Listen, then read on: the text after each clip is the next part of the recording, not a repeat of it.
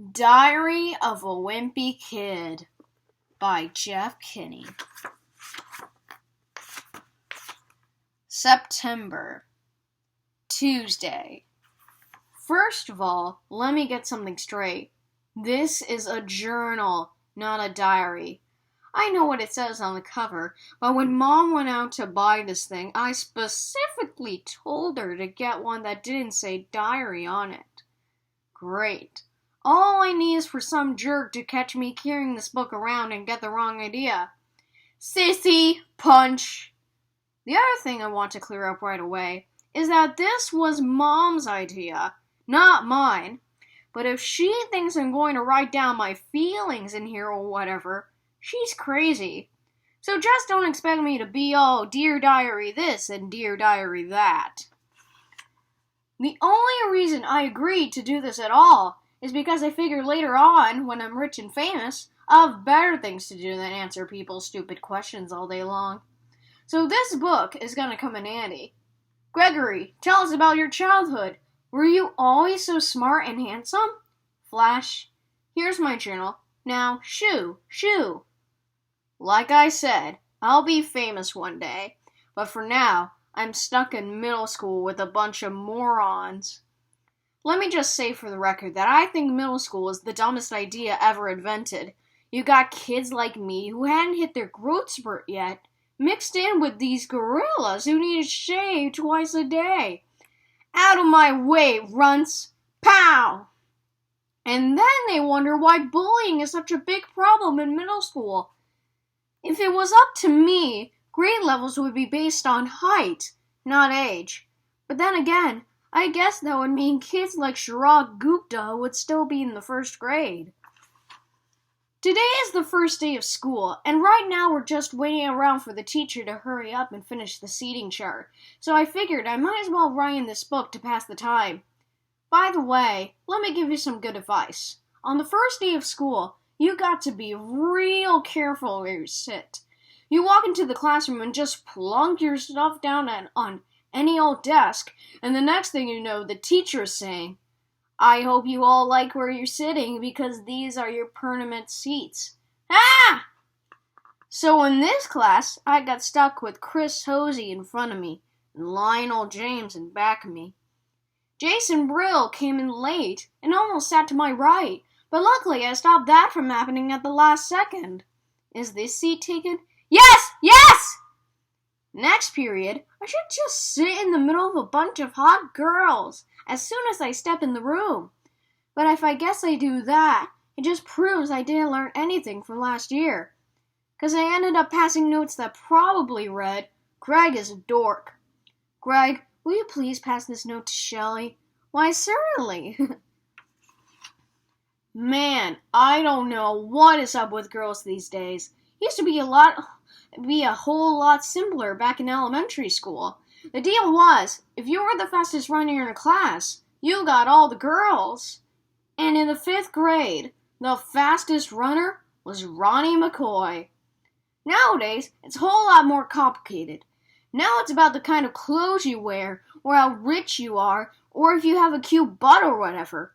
And kids like Ronnie McCoy scratching their heads wondering what the heck happened. The most popular boy in my grade is Bryce Anderson.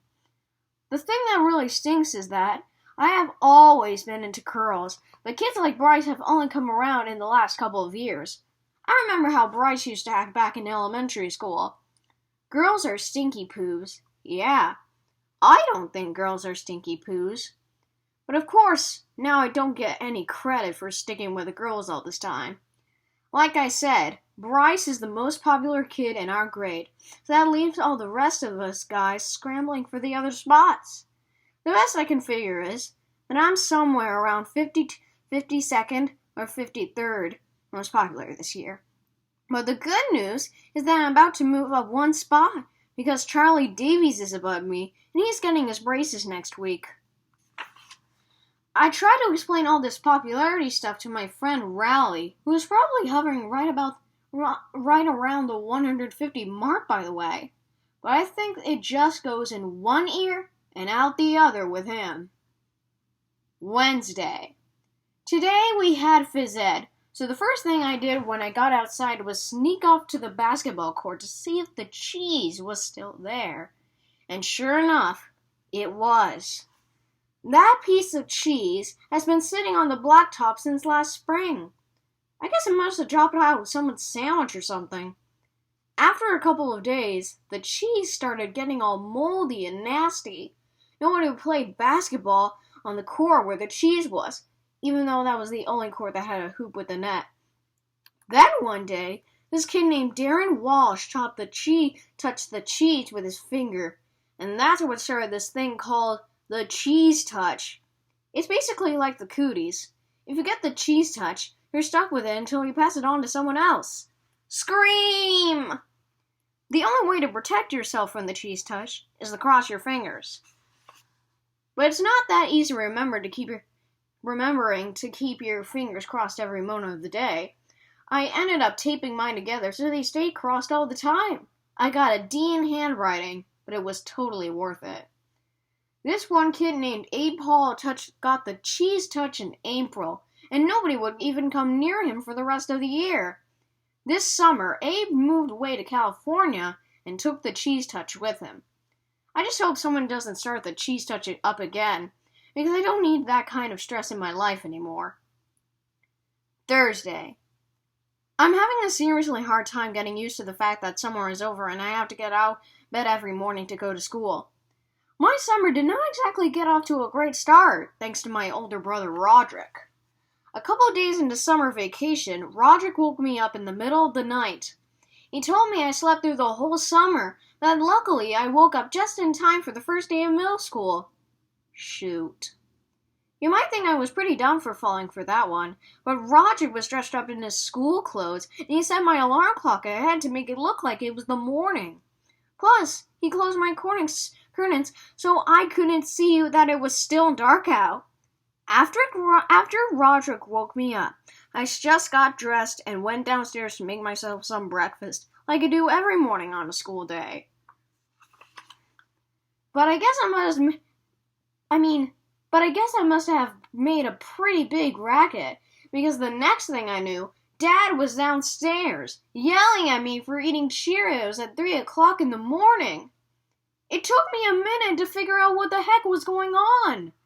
After I did, I told Dad that Roderick had played a trick on me, and he was the one that should be getting yelled at. Dad walked down to the basement to chew Roderick out, and I tagged along. I couldn't wait to see Roderick get what was coming to him. But Roderick covered up his tracks pretty good. And to this day, I'm sure Dad thinks I've got a screw loose or something. Friday. Today at school, we got assigned to reading groups. They don't come right out and tell you if you're in the gifted group or the easy group, but you can figure it out right away by looking at the covers of the books they hang out. Like Einstein as a child and Banks as Boo. I was pretty disappointed to find out I got put in the gifted group, because that just means a lot of extra work. When they did the screening at the end of last year, I did my best to make sure I got put in the easy group this year. Fred picked up the book.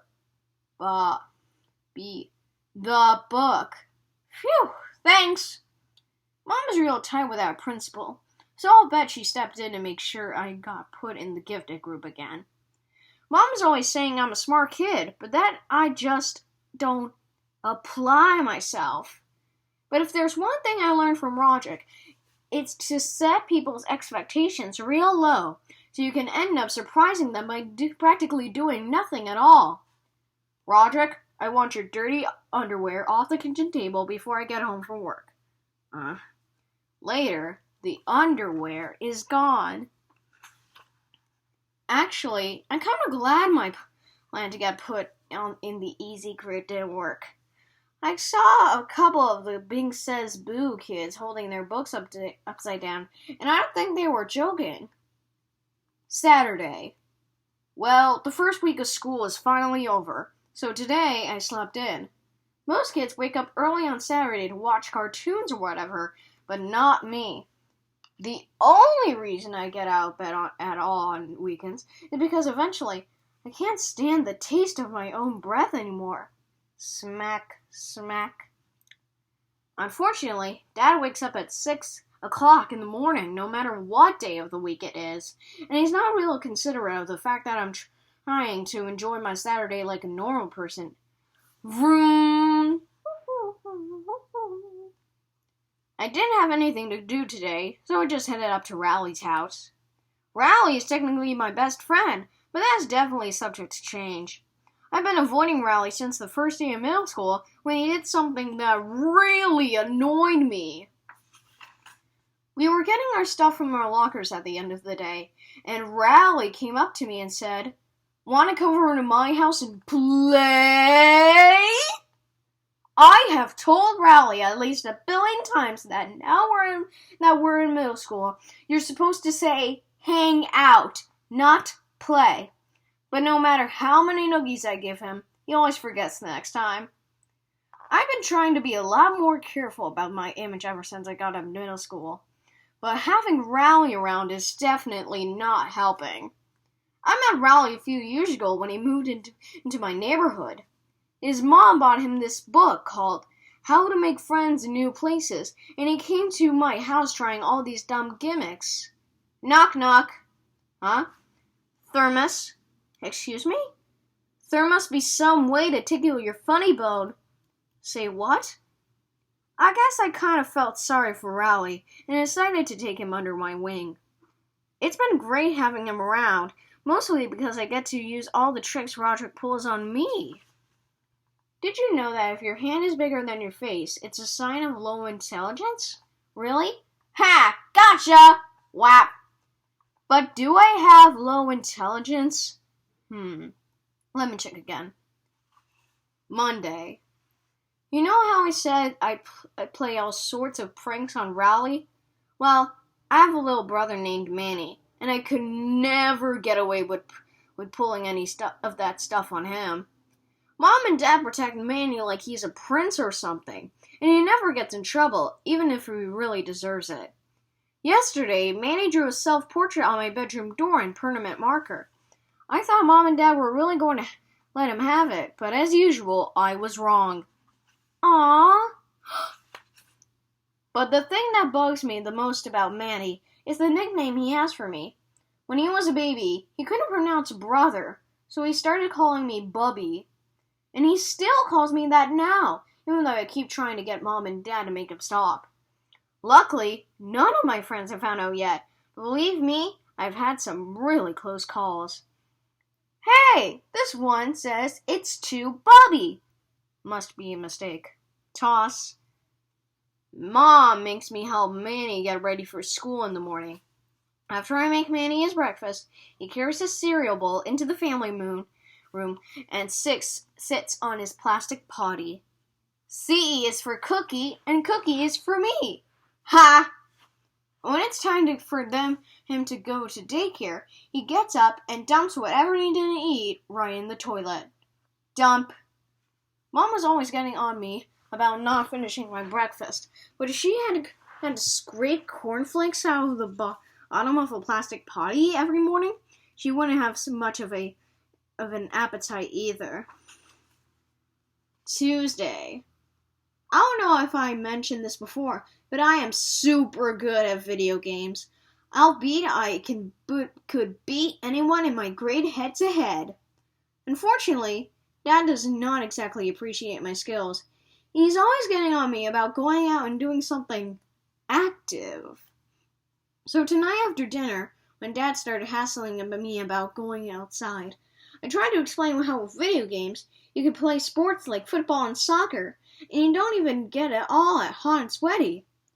But as usual, Dad didn't see my logic. Dad is a pretty smart guy in general, but when it comes to common sense, sometimes I wonder about him. Slam! I'm sure Dad would dismantle my game system if he could figure out how to do it, but luckily the people who make these things make him bear and proof. Dad nabbed these fancy gadgets. Every time Dad kicks me out of the house to do something sporty, I just go out to Rowley's and play my video games there.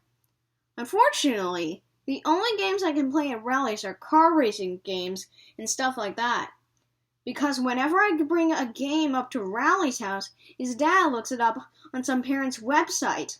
And if my game has any kind of fighting or violence in it, he won't let us play. I'm getting a little sick of playing Formula 1 racing with Rally because he's not a serious gamer like me. All that you have to do to beat Rally is name your car something ridiculous at the beginning of the game.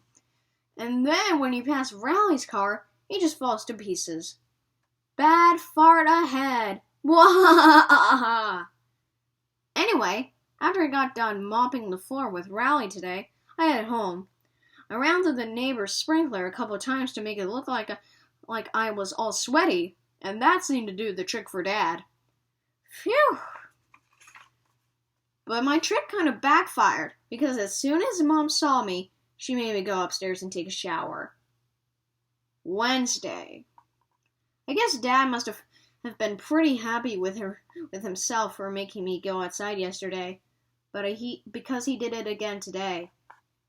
It's getting really annoying to have to go up to rallies every time I want to play a video game. There's this weed kid named Fregley who lives halfway between my house and Rally's, and Fregley is always hanging out in his front yard, so it's pretty hard to avoid him. Wanna see my secret freckle? No thanks.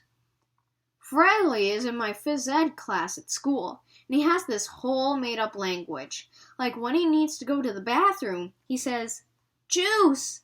Juice!" Us kids have pretty much figured Fregley out by now, but I don't think the teachers have really caught on yet.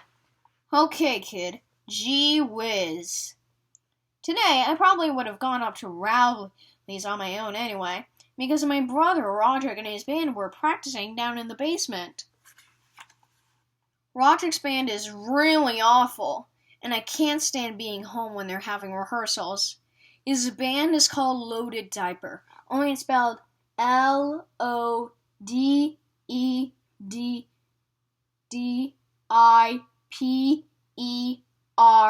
on Roderick's van.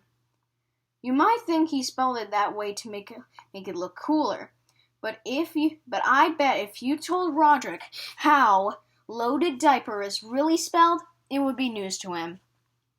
Dad was against the idea of Roderick starting a band, but Mom was all for it. She's the one who bought Roderick his first drum set. I think Mom has this idea that we're all going to learn to play instruments and then become one of those family bands like you see on TV. Dad really hates heavy metal, and that's the kind of music Roderick and his band play. I don't think Mom really cares what Roderick plays or listens to, because to her, all music is the same. In fact, earlier today, Roderick was listening to one of his CDs in the family room, and Mom came in and started dancing. That really bugged Roderick, so we drove off to the store and came back 15 minutes later with some headphones, and that pretty much took care of the problem. Thursday. Yesterday, Roderick got a new heavy metal CD, and it had one of those parental warning stickers on it. I have never gotten to listen to one of those parental warning CDs because Mom and Dad never let me buy them at the mall. So I realized the only way I was going to get a chance to listen to Roderick's CD was if I snuck it out of the house. This morning, after Roderick left, I called up Rowley and told him to bring his CD player to school. Then I went down to Roderick's room and took the CD off his rack. You're not allowed to bring personal music players to school, so we had to wait to use it until after lunch when the teachers let us outside. As soon as we got the chance, me and Rowley snuck around the back of the school and loaded up Roderick's CD. But Rowley forgot to put batteries in a CD player, so it was pretty much worthless. Then I came up with this great idea for a game. The object was to put the headphones on your head and then try to shake them off without using your hands. The winner was whoever could shake the headphones off in the shortest amount of time. I had the record with 7.5 seconds, but I think I might have shook some of my feelings loose with that one. Right in the middle of our game, Mrs. Craig came around the corner and caught us red-handed. She took the music player away from me and started chewing us out. But I think she had the wrong idea about what we were doing back there. She started telling us how rock and roll is evil, and how it's going to ruin our brains.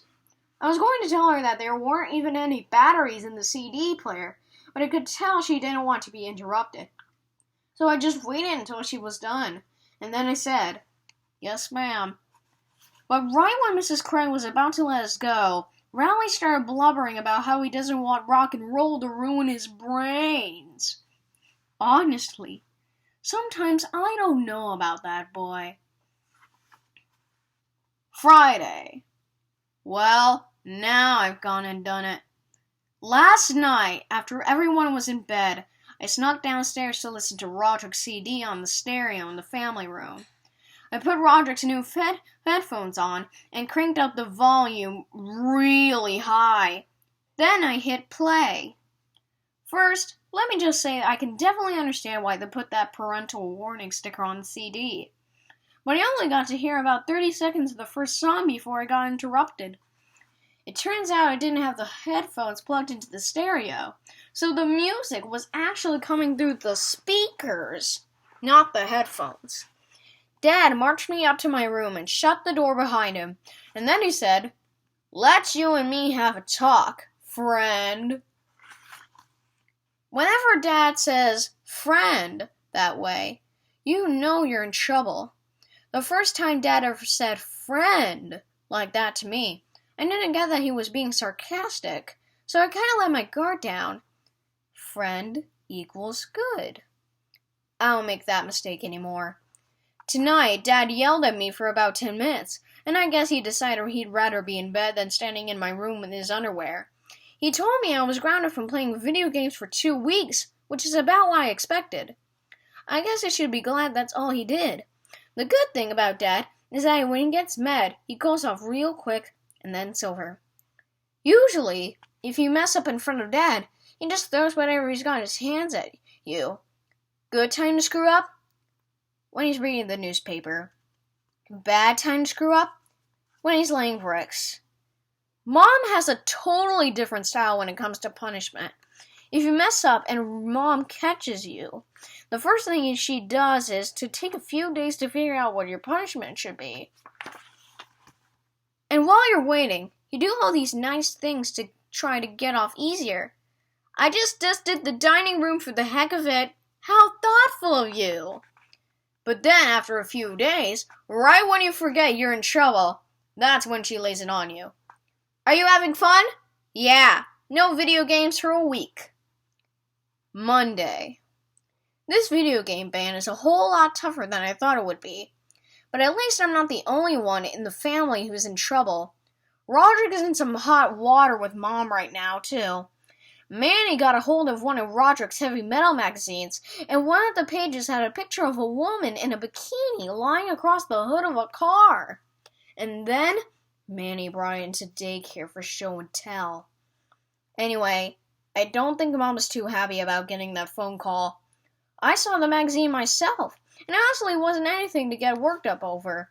But Mom doesn't allow that kind of stuff in the house. Roderick's punishment was that he had to answer a bunch of questions Mom wrote out for him. Did owning this magazine make you a better person? No. Did it make you more popular at school? No. How do you feel about having owned this type of magazine now? I feel ashamed. Do you have anything you want to say to women for having owned this offensive magazine? I'm sorry, woman. Wednesday. I'm still grounded from playing video games, so Manny has been using my system. Mom went out and brought a whole bunch of educational video games, and watching Manny play them is like torture. What number comes after 2 and rhymes with tree? 3! The good news is that I finally figured out how to get some of my games past Rowley's dad. I just put one on my disc and Manny's discovering the alphabet case, and that's all it takes. Thursday. At school today, they announced that student government elections are coming up. To be honest with you, I never had any interest in student government. But when I started thinking about it, I realized getting elected treasurer could totally change my situation at school.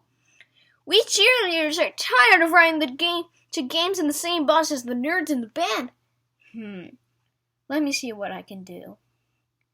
Here, cheerleaders, I bought you a car. How thoughtful of you, Greg Heffley. And even better, we jocks just need an air pump to inflate our only football. Yeah, sorry. Can't help you with that. Nobody ever thinks about running for treasurer, because all anyone ever cares about are the big ticket positions like president and vice president. So I figure if I sign up tomorrow, the treasurer job is pretty much mine for the taking. Friday. Today I went in and put my name on the list to run for treasurer. Unfortunately, this kid named Mary Porter is running for treasurer too, and he's really brainy. And he's real brainy at math, so this might not be as easy as I thought. I told Dad that I was running for student government, and he seemed pretty excited. It turns out he ran for student government when he was my age, and he actually won. Dad dug through some old boxes in his basement and found one of his campaign posters. Integrity, honesty, know-how. Vote Frank Heffley for sanitary secretary. I thought the poster idea was pretty good, so I asked Dad to drive me to the store to get some supplies. I loaded up on poster board and markers, and I spent the rest of the night making all my campaign stuff. So let's just hope all these posters work. Monday. I brought my posters into school today, and I have to say, they came out pretty good. Do you want Marty Porter to be your treasurer? Dar. Hey, you're dropping all our money, you fool. Remember in second grade how Marty Porter had a head lice? Itch, itch. Do you really want him touching your money? I started hanging my posters up as soon as I got in, but they were only up for about 3 minutes before Vice Principal Roy spotted them. Mr. Roy said you weren't allowed to write fabrictions about the under candidates. So I told Mr. Roy that the thing about the headlights was true, and I practically closed down the whole school when it happened. But he took down all my posters anyway. So today, Marty Porter was going around handing out lollipops to buy himself votes while my posters were sitting at the bottom of Mr. Roy's trash can. I guess this means my political career is officially over.